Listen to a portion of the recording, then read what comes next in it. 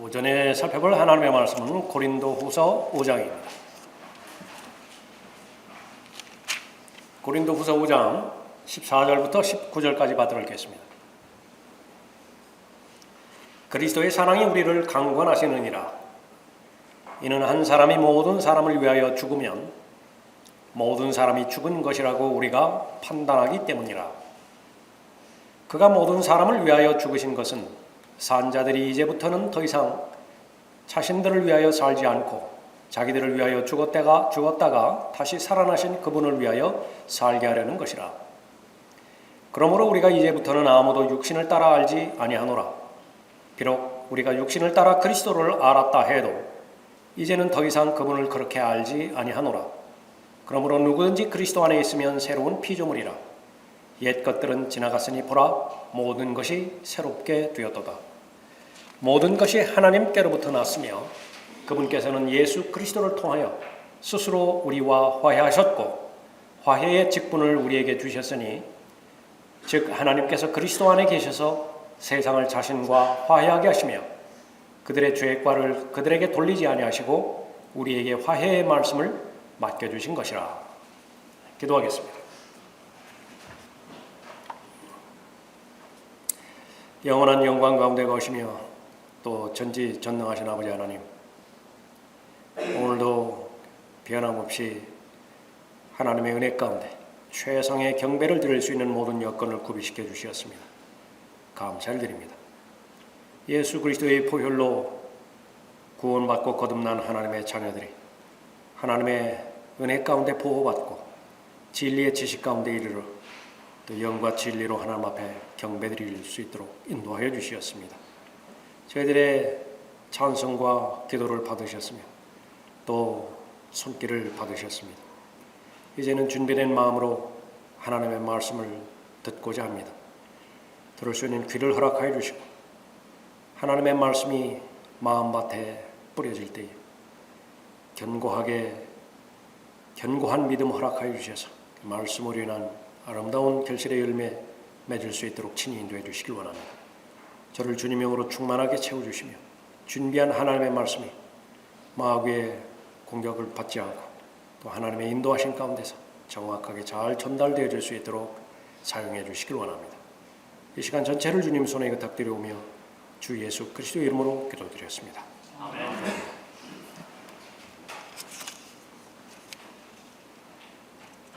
오늘 설교 제목은 그리스도 안에 있는 새로운 피조물입니다.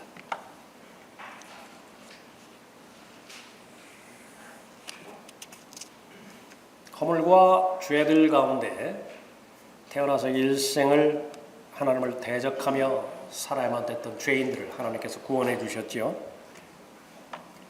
그 표현이 아담 안에 있는 죄인을 그리스도 안으로 양자로 입양시켜 주셨다고 그렇게 말씀하십니다. 죄인의 가족에서 하나님의 가족으로 옮겨온 것을 말하는 것이죠. 본문에 그리스도 안에 있는 새로운 피조물이라고 말했을 때에 구원받았다고 해서 그리스도인이 육신적인 성향이 달라진다라고 하는 것을 말하는 것이 아닙니다. 지금까지 내가 가졌던 취향들, 성향들, 기질들 그것이 달라지는 것이 아니라고 하는 그 말이죠. 죄성 전체가 다 바뀌어지는 것도 아닙니다. 구원받았을 때에 하나님께서 건드리지 않으시는 영역은 바로 육신임을 우리가 잘 알고 있습니다. 구원받은 지 오랜 시간이 지났음에도 불구하고 여전히 술, 담배와 또 자신을 아프게 하는 성벽과 계속해서 싸움을 벌이는 그리스도인들도 있는 것이 현실입니다. 구원받았다라고 하는 사실로 인해서 그리스도 안에 있는 새로운 피조물이라고 했을 때에 옛 육신의 모든 욕망이 다 사라지는 것을 의미하는 것도 아닌 것입니다. 끊임없이 죄와 전쟁을 벌이는 것이고요. 또 육신과 사투를 벌이리만큼 그렇게 투쟁하고 있는 것이 그리스도 안에 있는 새로운 피조물이에요. 그러면 그리스도 안에 있는 새로운 피조물이라고 하는 말은 어떤 말이냐? 구원받기 이전에 발견되지 않았던, 존재하지 않았던 새로운 어떤 것이 생겼다라고 하는 것을 말하는 것입니다. 그것이 본성이에요. 특별히 영적인 본성이 생겼다라고 하는 사실을 우리가 아는 것입니다. 그리스도 안에 있는 새로운 피조물, 그 특징이 무엇인가? 한마디로 말한다고 한다면 그리스도 안에 있는 새로운 피조물은 인생을 재편성한 사람입니다. 모든 것, 옛 것들 다 지나갔다고 말씀하셨죠? 무엇이 달라졌는가? 또 어떻게 인생이 재편성되었는가? 본문 말씀을 통해서 세 가지로 살펴보도록 하겠습니다. 제일 첫 번째로 그리스도 안에 있는 새로운 피조물은 새로운 영적인 목표가 있는 사람입니다. 14절 보십시오. 그리스도의 사랑이 우리를 강권하시느니라. 이는 한 사람이 모든 사람을 위하여 죽으면 모든 사람이 죽은 것이라고 우리가 판단하기 때문이라. 그가 모든 사람을 위하여 죽으신 것은 선자들이 이제부터는 더 이상 자신들을 위하여 살지 않고 자기들을 위하여 죽었다가 다시 살아나신 그분을 위하여 살게 하려는 것이라. 유일하게 인생만이 삶의 목표가 있죠. 짐승이나 동물, 무슨 목표가 있겠습니까? 적어도 유물론자들, 진화론자들, 사람이 짐승과 다를 바가 없다고 주장하고 가르치고 세뇌시키는 그 안에 머물러 있는 한 목표가 없어요. 그냥 되는 대로 살아가는 것입니다. 환경이 이끄는 대로 살아가면 되는 것이죠. 거기에 동의할 사람이 누가 있겠습니까? 모순 가운데서 살아가는 것이죠. 그리스도의 사랑이 우리를 강권하시느니라. 아주 강조해서 말씀하고 있습니다. 그 전까지는 어떤 사랑 가운데서 살았습니까? 자기 사랑이죠. 돈 사랑이죠. 쾌락 사랑이죠. 그리스도의 사랑을 결코 경험하지 못한 과거였습니다. 예수 그리스도를 만난 바울의 경우 대표적인 그리스도인으로서의 모든 부분들을 다 나타내는 것인데 하나부터 끝까지 모두가 다 그 동기가 그리스도의 사랑이었음을 고백하고 있습니다. 예수 그리스도께서 바울을 사랑하셨기 때문에 자신이 죄인들에게 은혜의 복음을 전파한다고 기록하고 있죠. 또 행한 모든 것들, 그것들은 모두가 다 예수 그리스도께서 자신을 위해서 미리 먼저 주신 것들이라고 고백하는 것입니다. 그것을 값없이 받았으니까 값없이 나누어 줄 뿐이에요. 하나님의 말씀을 통해서 제일 먼저 우리가 알아야 되는 것은 하나님께서 얼마만큼 우리를 사랑하셨는가, 하나님께서 도대체 무엇을 우리에게 주셨는가, 그것을 계속 헤아려 보는 것입니다. 감사의 비결이에요.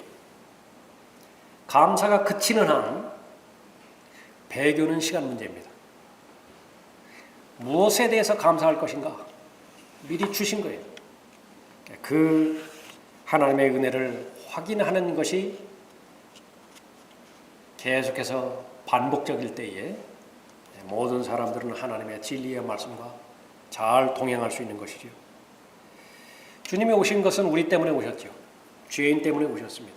인자도 섬김을 받으러 온 것이 아니요, 섬기러 왔고, 다시 말하면 주기 위해서 오셨어요. 죽기 위해서 오셨죠. 살리기 위해서 오신 분입니다. 또 많은 사람을 위하여 자기 생명을 몸값으로 주려고 온 것이라. 자기가 아끼고 있는 사람, 사랑하는 사람을 위해서 자신의 몸값을 주는 것도 결코 쉬운 일은 아니죠. 그래서 그런 사건들이 간헐적으로 생길 때마다 뉴스를 통해서, 보도를 통해서 사람들에게 알리죠. 어떤 사람이 사랑하는 자기 아버지를 위해서 간을 이식했다는 그런 일들이 바로 그런 부분입니다.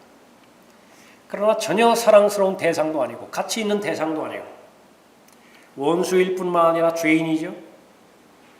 또 하나님을 기쁘시게 해드릴 수 있는, 하나님으로부터 인정받을 수 있는 일이라고는 단 하나도 할 수 없는 하나님 보시기에 악한 사람들이었어요. 원수였습니다.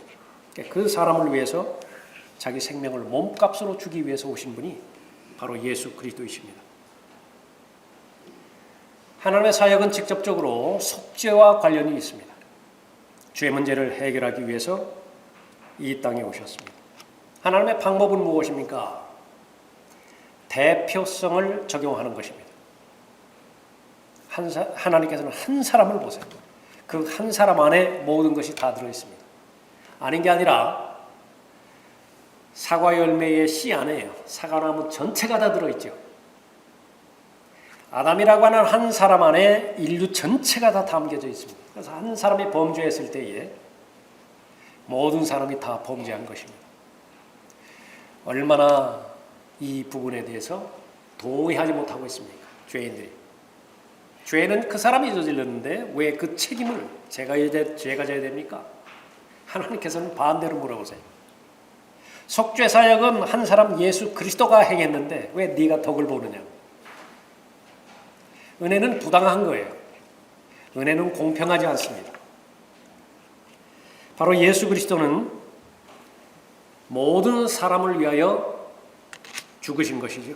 한 사람이 죽으신 것입니다. 하나님께서는 사랑을 실천하셨고 그 사랑의 실천이 예수 그리스도 하나님의 아들 독생자가 우리를 위해서 죽으신 것입니다. 아들을 믿는 자는 영생을 가졌고 그 아들을 믿지 않는 자는 생명을 보지 못하고 오히려 하나님의 진노가 그 사람 위에 머물러 있느니라. 모든 사람을 위하여 죽은 것이 보편적인 사실임에도 불구하고 그렇다고 한다면 모든 사람이 다 구원을 받는 것이냐? 그것은 결코 아니죠. 사람들은 그 부분을 오해하고 있습니다.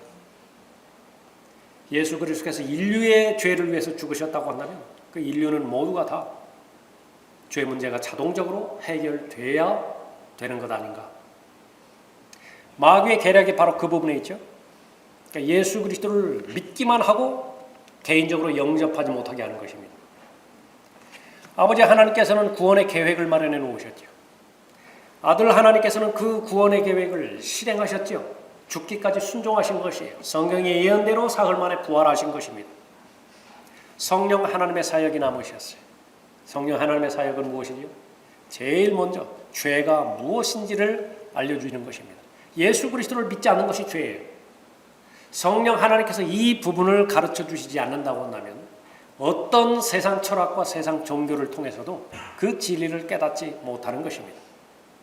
성령 하나님의 강력한 찔림과 확신을 거부하지 않고 받아들인 모든 죄인에게는요, 예수 그리스도를 영접하는 것입니다. 자신의 결정이에요.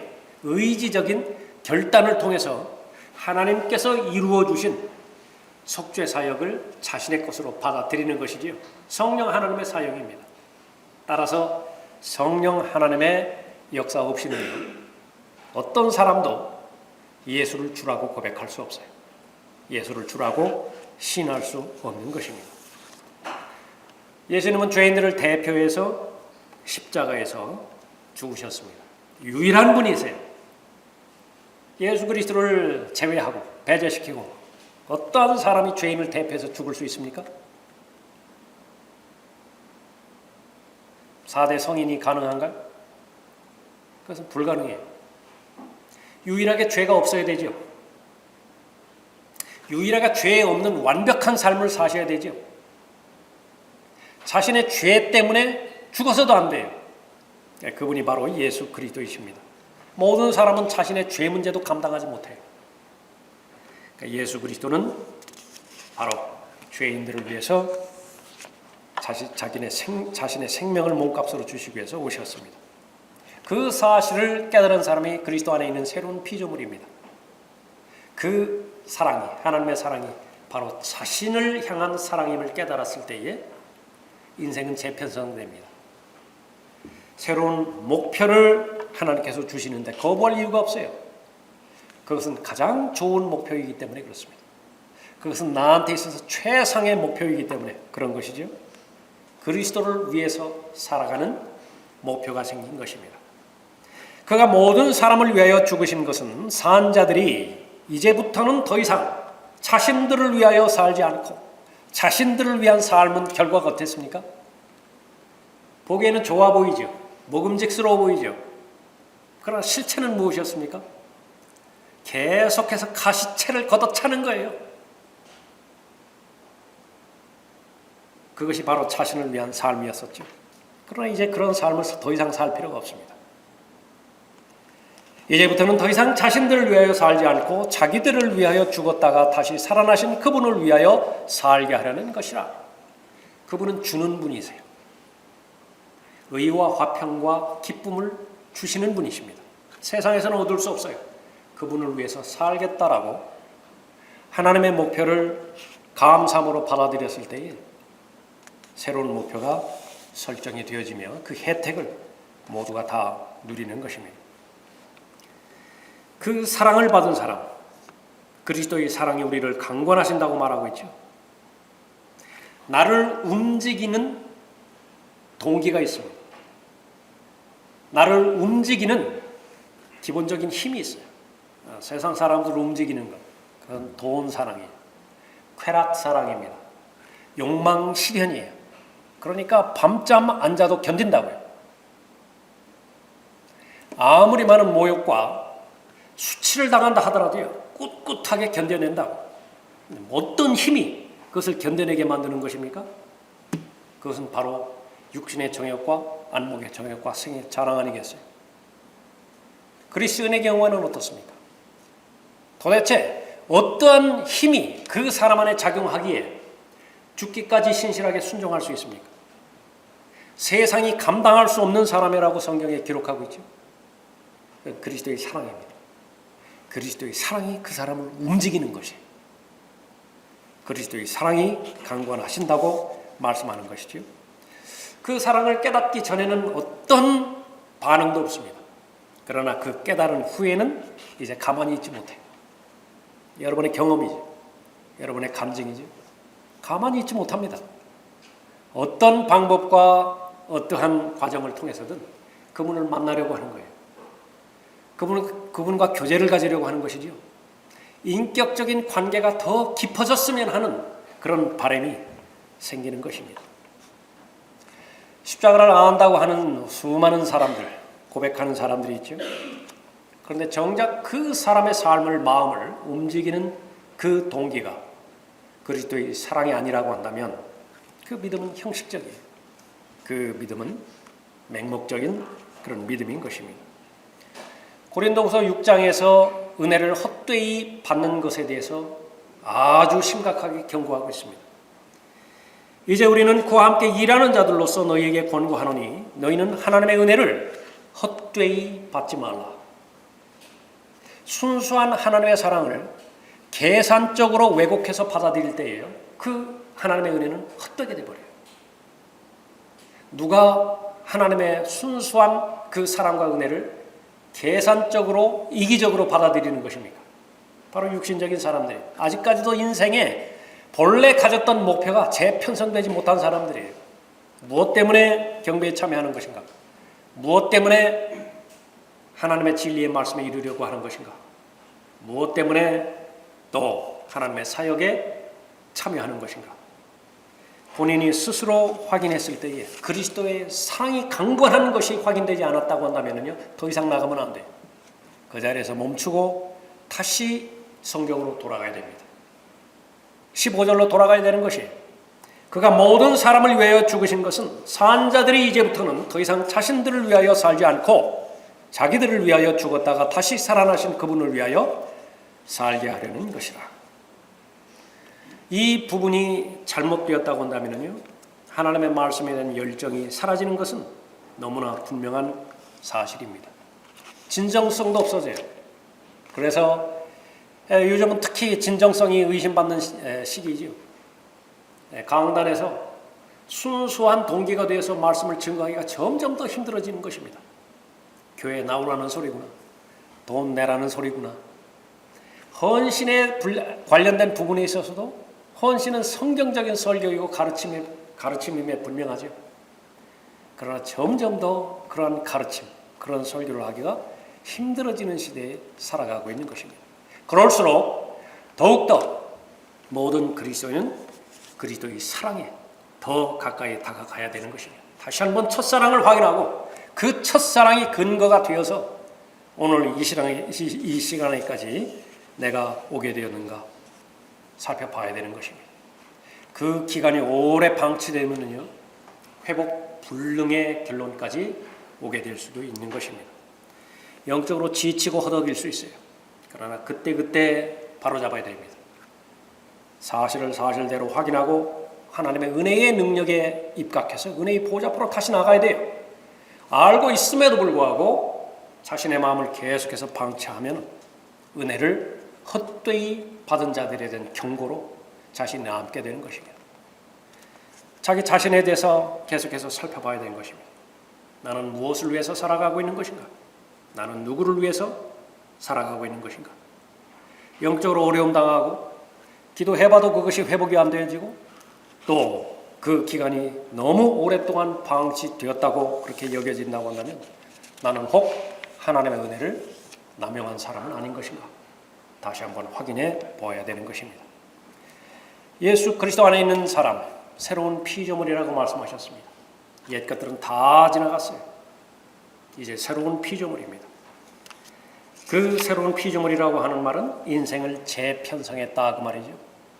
무엇이 달라지는 것인가요? 두 번째로 그리스도 안에 있는 새로운 피조물은 새로운 영적 안목을 가지고 있습니다. 16절 보십시오. 그러므로 우리가 이제부터는 아무도 육신을 따라 알지 아니하노라. 비록 우리가 육신을 따라 그리스도를 알았다 해도 이제는 더 이상 그분을 그렇게 알지 아니하노라. 그러므로 누구든지 그리스도 안에 있으면 새로운 피조물이라. 옛 것들은 지나갔으니 보라 모든 것이 새롭게 되었도다. 사람은 눈이 있으니까 보죠. 철이 들기 시작하면서 자아를 인식하기 시작하면서 가치관이 형성되기 시작합니다. 그 가치관이 형성되기 이전까지 많이 들었을 거예요. 많이 배웠을 거예요. 주변에 많은 사람들을 만났을 것입니다. 그러한 그 모든 부분들이 자아를 형성했겠죠. 가치관이고 세계관입니다. 사람을 어떤 관점에서 바라볼 것인가? 인간관이죠. 물질을 어떤 관점에서 바라볼 것인가? 물질관이죠. 어떤 사람은 자기가 가지고 있는 것이 자기 주인이라고 그렇게 그 가치관을 가지고 살아가기도 합니다. 어떤 사람은 하나님께서 다 맡겨주신 것이기 때문에 나는 물질을 보관 맡은 청직이라고 그런 관점에서 살아가기도 합니다. 실상은 인생은 그 사람이 가지고 있는 가치관에 의해서 결정이 되어지는 것이에요. 구원 받았을 때에 그리스도 안에 들어온 모든 그리스도인들은 하나부터 10까지 새로운 안목을 가지는 것이라고 성경은 언급하고 있습니다. 제일 먼저 다루는 것은 육신이에요. 자연인은 육신 안에 있죠. 그래서 육신적인 일들을 생각합니다. 그건 너무나 당연한 것이에요.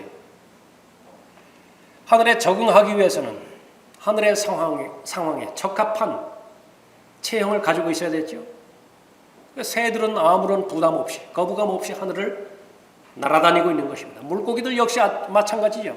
거기에 적응하는 것이에요.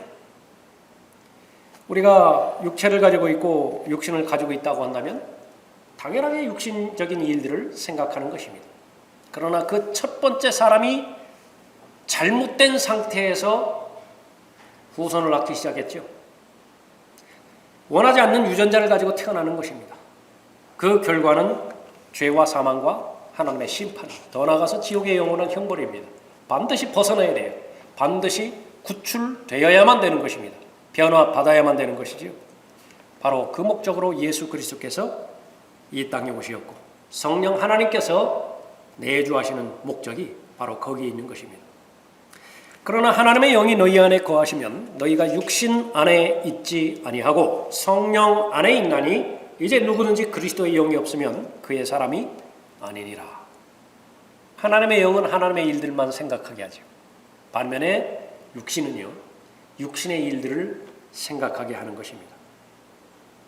어떤 안목이 생겼습니까? 영적인 안목이 생긴 것이에요. 구원 받았다고 한다면 자신의 생애 가운데 성경 공부의 가치를 인정하기 시작할 때가 있었을 것이에요. 지금도 있다고요. 다만 외부 환경 때문에 못할 수는 있어요. 교회 가기 좋았던 때가 있죠. 찬송을 부르기 좋았던 때가 있는 것입니다. 그것이 이제 시작이 되어서 오늘 이 시간에까지 이르게 된 것입니다. 죄에 대해서 혐오하고 죄에 대해서 증오하고 그런 마음이 있지만 그 죄에 대해서 단절되지 못할 수는 있어요. 그렇지만은 그 증오하고 미워하는 마음이 있다고요. 거듭난 증거입니다. 왜 그 악한 습관으로부터 성령 하나님께서 지적한 죄로부터 자유로워지려고 하나님의 도움을 요청하지 않겠습니까? 기도하겠죠? 진정한 자유를 진리를 통해서 허락해 주신다고. 그러니까 예수 그리스도를 알았기 때문에 그리스도 안에 있는 새로운 피조물이기 때문에 그러한 능력을 위로부터 부여받는 것이지요. 바로 새로운 안목이 있기 때문에 그 방향을 계속해서 보고자 하는 것입니다. 그리스도인 사이의 교제, 그것도 마찬가지로 육신적인 요소로 이루어져서는 안 되는 것이에요. 처음에는 어쩔 수 없습니다. 그러므로 우리가 이제부터는 아무도 육신을 따라 알지 않으라. 비록 우리가 육신을 따라 그리스도를 알았다 해도 처음에 여러분이 교회와 연관을 갖게 될 때까지 무엇 때문에 예수 그리스도를 찾았어요? 사람마다 다 다양할 것이에요. 어떤 사람은 자신의 건강 때문에 예수 그리스도의 도움을 요청했을지 몰라요. 어떤 사람은 자신의 인생 계획에 대한 실패로 인해서 감당할 수 없는 회의감 때문에 예수 그리스도를 찾았을지 모릅니다. 어떤 사람은 자녀 문제 때문에 수없이 많겠죠. 그렇게 알아가는 것이에요. 그렇게 알았다 해도요, 그 상태에서 머무를 수 없다라고 하는 것이 본문 말씀이죠. 바로 예수 그리스도 자신을 바라보는 것입니다.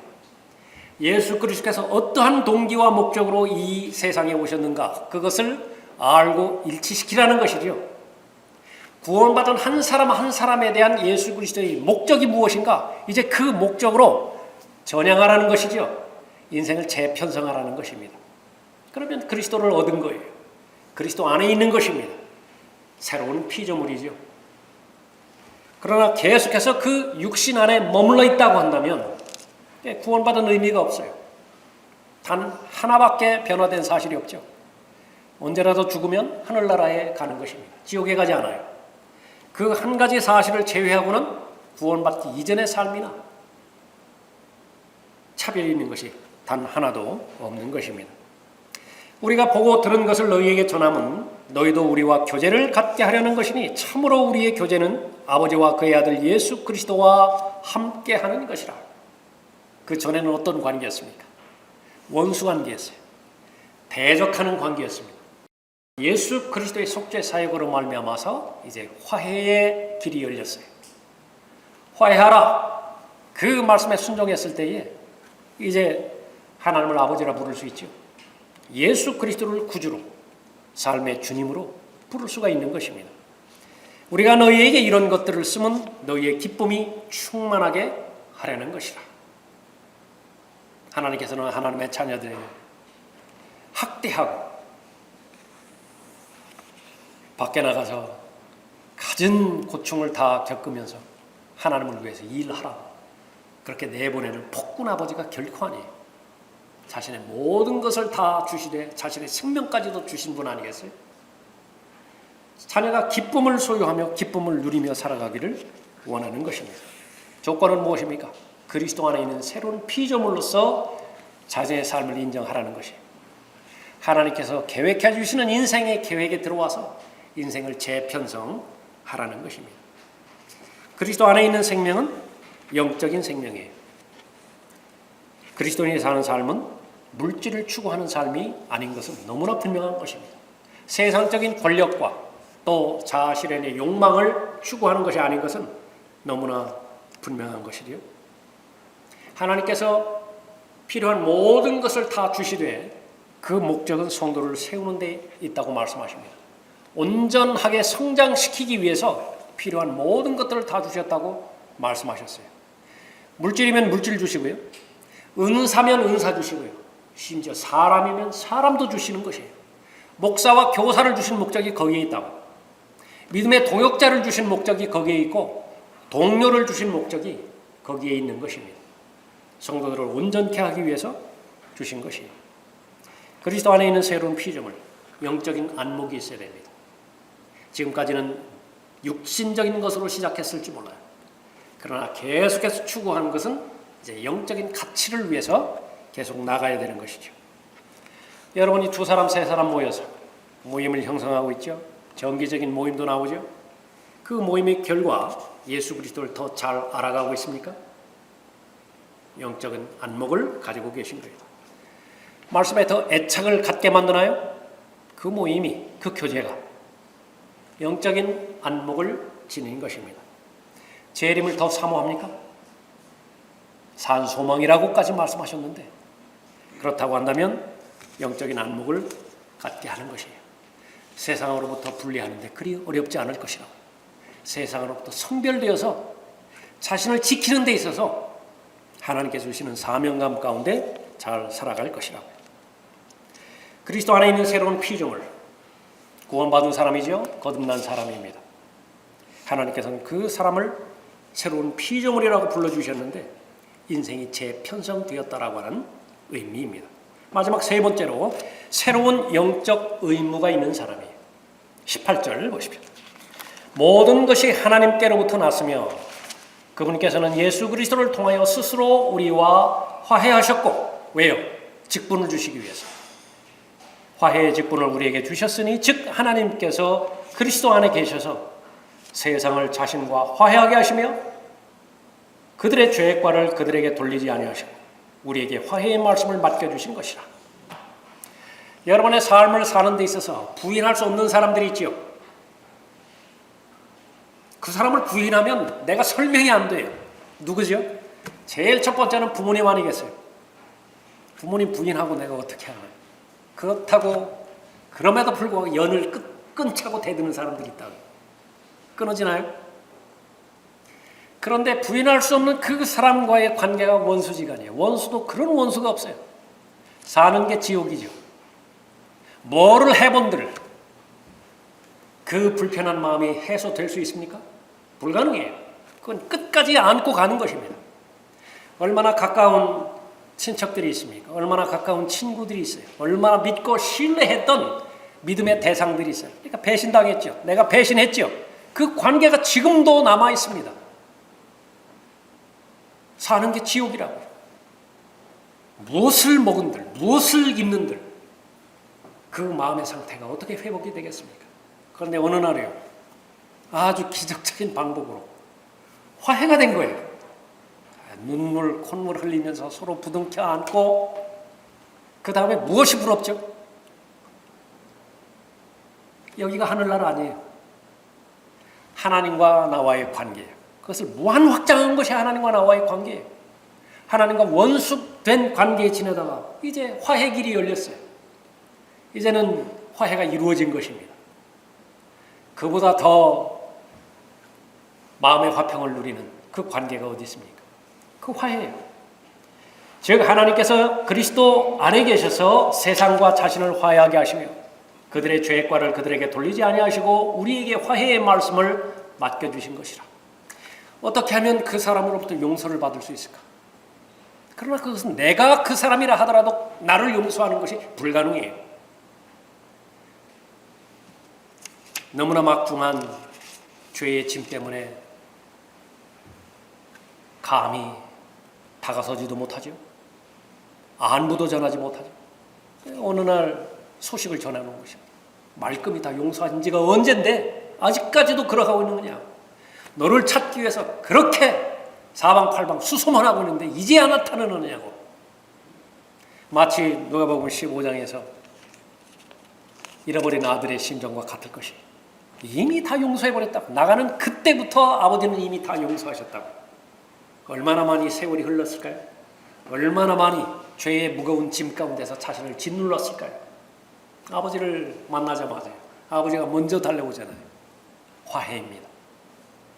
그리스도 안에 있는 새로운 피조물, 하나님께서 새로운 의무를 주셨어요. 새로운 영적 의무죠. 교회는 보냄을 받은 자들의 모임입니다. 하나님께서 보내셨어요. 그런 사람들로 이루어진 모임이 바로 교회예요. 그때 예수께서 그들에게 다시 말씀하시기를 너희에게 평강이 있으라. 은혜에는 목적이 있죠. 평강도 마찬가지예요. 평강에도 목적이 있어요. 왜 평강을 주십니까? 내 아버지께서 나를 보내신 것 같이 나도 너희를 보내노라. 세상에 양을 보내면서요, 하나님께서 이 평강과 기쁨을 책임져 주시지 않는다고 한다면 결코 감당할 수 없어요. 그래서 성령이 오실 때까지 가지 말라고 한 것이에요. 성령이 오실 때까지 기다리라고 말씀하는 것입니다. 왜? 성령 안에 의와 화평과 기쁨이 있잖아요. 그것 가지고 싸워야 돼요. 그것 가지고 맡겨주신 사명감과 책임감, 의무감을 실행해야 되는 것이죠. 하나님께서는 그 책임감을 주실 때에 깊은 확신을 먼저 주십니다. 바울의 고백이에요. 너희에게 유익한 것은 무엇이나 숨겨두지 않고 보여주었으며 또 집집마다 다니며 너희에게 드러나게 가르쳤으니 유대인과 헬라인에게도 하나님께 대한 회개와 우리 주 예수 그리스도에 대한 믿음을 증거하였느니라. 두 가지예요. 하나님께 대한 회개, 죄로부터 돌이키는 것이죠. 예수 그리스도를 믿지 않는 가장 본질적인 죄로부터 돌아서는 것입니다. 우리 주 예수 그리스도에 대한 믿음입니다. 두 가지를 증거했어요.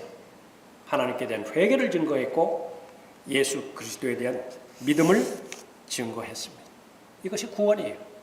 죄로부터 돌아서고 또 하나님께로 가는 것이지, 하나님의 선물을 받는 사람의 자세인 것입니다. 하나님께서 부여해 주신 그 책임을 잘 감당하기 위해서는 하나님께서는 예수 그리스도의 마음도 주세요. 예수 그리스도의 생각도 주시는 것이에요. 어떻게 그 마음과 생각을 얻을 수 있죠? 그분을 만나면 돼요. 동화되잖아요. 그 사람 만나면 그렇게 되잖아요. 여러 사람 모여있는데 그 사람 있으면 분위기가 착 가라앉는 사람이 있죠. 그 사람하고 계속 있어 보십시오. 계속 냉랭하게 되는 거예요. 그러나 마음이 결코 쉽지 않은 상태이지만, 어려운 상태이지만 그 사람만 나타나면 에너자이저 되잖아요. 충만하게 되어지고 의욕이 샘솟잖아요. 그 사람하고 같이 다녀보라고요. 계속해서 활기 있는 그런 사람으로 살게 되어지는 것이죠. 예수 그리스도의 마음, 하나님의 말씀을 통해서, 기도를 통해서 그렇게 주실 텐데 불쌍히 여기는 마음입니다. 연민의 정의, 그것이 구비가 되어지지 않은 상태에서 하나님께서 맡겨주신 이 화해 직분을 감당할 수 있는 사람은 존재하지 않습니다. 믿음의 창시자의 완성자이신 예수 그리스도를 바라볼 때에 우리는 그분 안에 있는 믿음을 확인할 수 있죠. 그분의 마음을 봤더니 무엇이 있나요? 눈물이 있다고. 예수 그리스도는 눈물의 사람이셨어요. 예루살렘아, 예루살렘아, 우셨어요. 그 예루살렘이 어떤 대상이죠? 자기를 죽인 대상이에요. 자기를 끊임없이 박해했다고. 나사로의 무덤에서 우셨어요. 왜 우셨죠? 그런 마음이기 때문에 우신 것입니다. 주께서 무리를 보시고 그들을 가엾게 여기시니 이는 그들이 목자 없는 양과 같이 지치고 흩어졌습니다. 양이 지치고 흩어지면 어떻게 됩니까? 제일 먼저 드러나는 양상에 목이 곧아져 버려요. 그냥 들이받는 거예요. 악밖에 남지 않았어요. 이스라엘이 그랬어요. 목자의 인도를 받았을 때는 그렇게 순한 양이 됨에도 불구하고 그 목자가 없어요. 그러니까 각자 살아야 됩니다. 각자 자기를 지켜야 돼요. 이는 그들이 목자 없는 양과 같이 지치고 흩어졌습니다. 사도 바울은 고린도전서 11장 1절에 봤더니 예수 그리스도를 잘 따르는 사람이었죠. 얼마만큼 잘 따랐습니까? 자신의 개인적인 성향이 아니라 성령 하나님의 인도하심 가운데서 나를 따르라고까지 권면하잖아요. 어떤 부분을 예수 그리스도를 잘 따랐죠? 역시 마찬가지로 눈물의 사역을 한 사람입니다. 불쌍히 여기는 사람이라. 어떠한 영역에 있었든지 자신의 이익이 개입되지 않았어요. 계산하지 않았습니다. 무엇을 하든지 간에 그것이 그리스도의 사랑이 동기가 되었기 때문에 했던 것이고 그것이 올바른 일이기 때문에 행한 것이에요. 그 결과는 계산하지 않았습니다. 내가 자주 너희에게 말하였고 지금도 눈물로 말하지만 내용이 무엇일까요? 아주 견딜 수 없는 마음이 있다고요. 말하지 않으면 안 될 내용이 있다고요. 눈물로 말하지만 무엇을 말하는 거예요? 너희들은 십자가의 원수라고.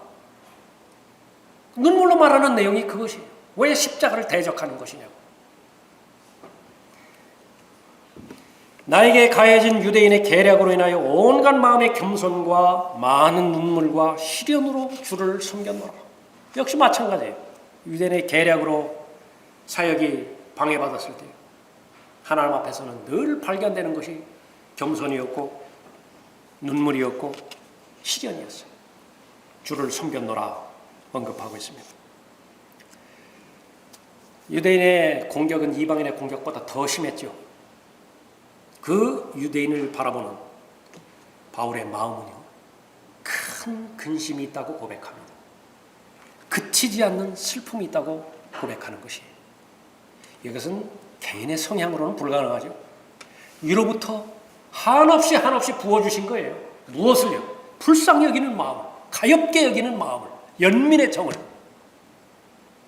이 불쌍히 여기는 마음과 연민의 정 없이 하나님께서 맡겨주신 화해의 직분을 감당할 수 있는 것인가? 아무리 생각해봐도 그것은 불가능해요.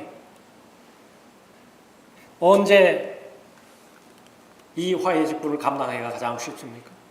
한없이 하나님께서 눈물도 부어주시고 불쌍히 여기는 마음도 부어주시고 그 사람의 혼의 운명을 알고 있는 것이에요. 그 사람을 인격적으로 바라보는 것이 아니라 얼마만큼 나에 대해서 선대하고 얼마만큼 나에 대해서 악하게 대하고 그 관점에서 바라보는 것이 아니라 혼의 관점에서 보는 거예요. 궁극적으로 그 사람의 혼이 자신의 몸에서 떠났을 때 하늘나라에서 영혼을 보낼 것이냐 지옥에서 영혼을 보낼 것이냐 그것만 본 거예요.